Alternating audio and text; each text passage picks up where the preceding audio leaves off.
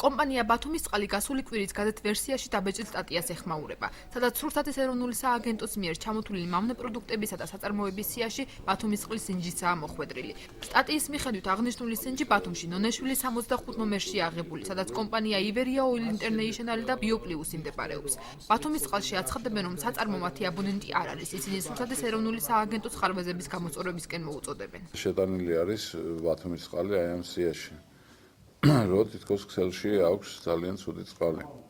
მე მინდა გითხრათ, რომ ჩვენს მიერ მოხდა გარკვევა სიტუაციის, ზემოთ აღნიშნული სამართზე არის ორი საწარმო, BAT Oil-ი, ეგრეთ წოდებული.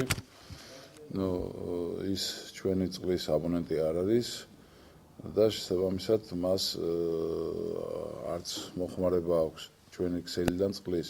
ბათუმის წყლის ლაბორატორიის უფროსი აცხადებს, რომ ბათუმის წყლის მიერ მოსახლეობისათვის მიწოდებული წყალი სტანდარტებს შეესაბამება.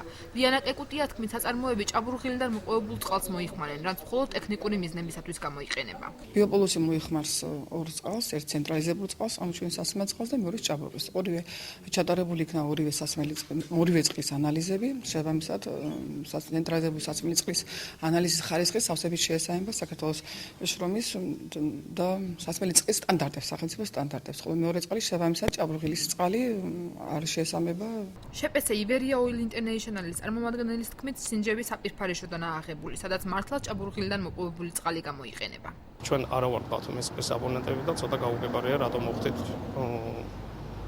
ამ სიტუაციაში. ჩვენ სარგებლობთ ჭაბურღილის წყლის წყლით, ეს არის ტექნიკური წყალი, მხოლოდ ტექნიკური მიზნისთვის გამოიყენება ეს წყალი. სასმელად არ ვიყენებთ ხოლმე.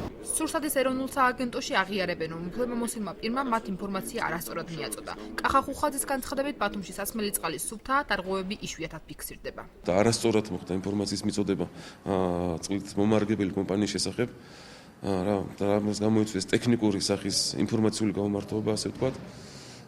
თუმცა მე მოსახლეობას მინდა მიმართო, რომ მე აღშფოთები რაიმე სანგავში სიტუაცია წყლის წყარსთან დაკავშირებით არ არსებობს, თუმცა ბათუმში წყლის ლაბორატორიული კვლევისას გარკვეული სპორადული დარღვევები არის, ერთეული შემთხვევები დარღვევებისა, რაზეც რუსეთის ეროვნული სააგენტო ახორციელებს კანონმდებლობით გათვალისწინებულ ღონისძიებებს.